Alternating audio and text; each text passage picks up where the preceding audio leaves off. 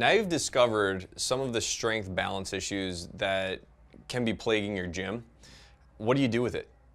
Right, you're noticing that some people in your, like a vast majority in your people gym are weak on one leg, or half their gym is weak on one leg, half isn't. You're noticing that, you know, some of the people in your gym are really terrible at stamina now that you're aware of these variables that exist within your athletes. So how do you work that into a group programming and not just go into individual programmings?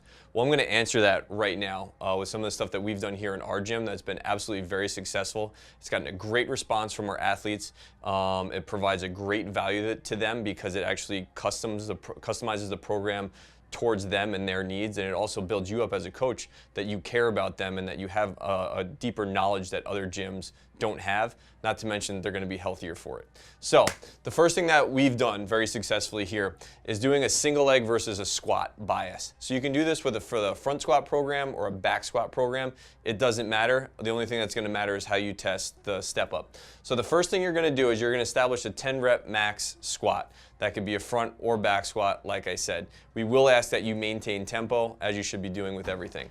Once you have that established, right, and you can, I would actually encourage you guys to write this down on the board. Is okay, you know, record your 10 rep max. Now what you're going to do is you're going to have your athletes immediately after that is take 45% of their 10 rep max and do as many box step ups as they can in a minute. Right? So if it's a front rack, they're going to hold it in that front rack position, which I encourage, especially for novice athletes. It's a little nerve-wracking to hold it in the back rack. But have them hold it in the front rack position, 45% of the 10 rep max, and see how many good reps they can do. Right? We're going to ask that they have full lockout. We're going to ask that they have good tempo. And now what you're going to do is you're going to do that on one leg. Right? Let them take a break, let their partner go, and then they're going to do it on the other leg. So now they'll have 3 scores. What they did for their squat, what they did on their left leg for step-ups, what they did on their right leg for step-ups. So if they were able to get even reps on both sides, and it was more than 10, they can go ahead and do the squat program, right? Their single leg is balanced with their squat program, so boom, you're entered into the squat program. Now, if you have you get 7 to 10 reps on each leg, or I should say like 7 to 9 on each leg, it's the same. It's not quite 10, but you're in the ballpark. It's a toss-up. This person can do single leg bias or they can do the squat program. We're not too concerned about that athlete. They're still fitting within that realm of they're not doing too bad. But if they got 6 or less step-ups, they're going to go into the single leg program that you're going to write for them. We'll talk about that in a second. So if they're only able to do those 6 reps per leg in that minute, they're definitely deficient in their one leg strength relative to their squat. So they're going to need to work on that. Another thing is if you start to see a difference of 3 reps or more between legs, that's going to be statistically significant. So whatever it is, wherever they are in the total rep scheme, if there's that left to right imbalance, they need to start balancing out those legs, and they're going to base their single leg program on their weaker leg. So now we talk about the program. So now you have this 10 rep max back squat for people or front squat. Now you have the single leg stuff. Oh, now I have to write another program? No, you don't, right? Basically when they come in, you're either squatting or you're single leg stepping up based on how you did here. So the volume is going to be the same. You know, the percentages, if you're using percentages, or if you're just going on straight volume, the sets remain the same, the intensity remains the same, and the reps remain the same. It's not a lot of work for you. It's just people are getting more of what they need and less of what they don't need. All right, you're solving their problem for them in the class setting, which is wonderful.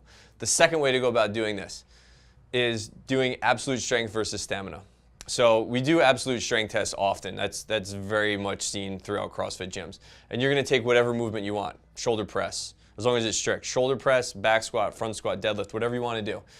What you're going to do is you're going to establish or estimate a 1 rep max. Right? So you have that day where you're going, okay, we're going to build to a heavy single, or you're going to build to a heavy triple, and you can get in the ballpark, maybe even a heavy 5. You can still get in a pretty good ballpark of what that person's 1 rep max is going to be. That same day, once you do that, right, make sure you have those tables printed out if you're not doing a 1 rep max. You're going to take 50% of whatever that estimated or actual 1 rep max is, and they're going to do a set of 20 with that.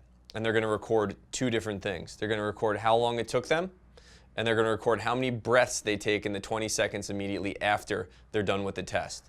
So keeping in mind when they do their breathing, they're actually going to control their breathing, right? Anybody can do a set of 20 and and pant. No, we want them to actually override whatever their instinct is and control nice even in, nice even out.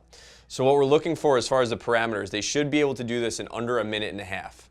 50% times 20, under a minute and a half, and they should have less than 6 breaths in that 20 seconds while they're under control. If somebody can't control their breathing, or it's taking them more than this, they need to bias their program more towards stamina. So if they're able to do these things, great. Their stamina is good. They're under a minute 30, their breathing's under control, right? Perfect. The base, your stamina is matched with your absolute strength, so let's go smash you in the wall. Let's get your absolute strength better.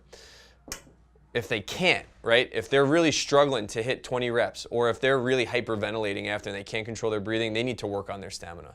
So on these days, you're actually gonna have 2 programs written on the board. You're gonna have your absolute strength program, which is what most people are good at doing anyway, that kind of developing that 1 to 6 rep range.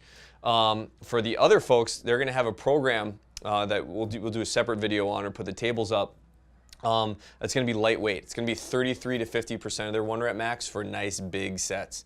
They might be going to up to 100 reps at 33%, or 50 reps at 50%, and kind of building up to that within the program. The program should last the same duration, and you can start out lighter and build heavier and add more reps in. We'll do a separate video on that.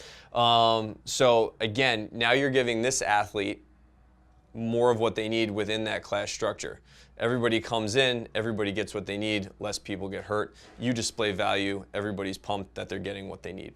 So just to recap, right, now you're aware of some of the variations you're gonna see with your athletes. It can be hard to start to actually fix that in the group setting, but here are 2 very, very simple ways that we've been able to address that here successfully in our gym. So we want you guys to be doing it in your gym.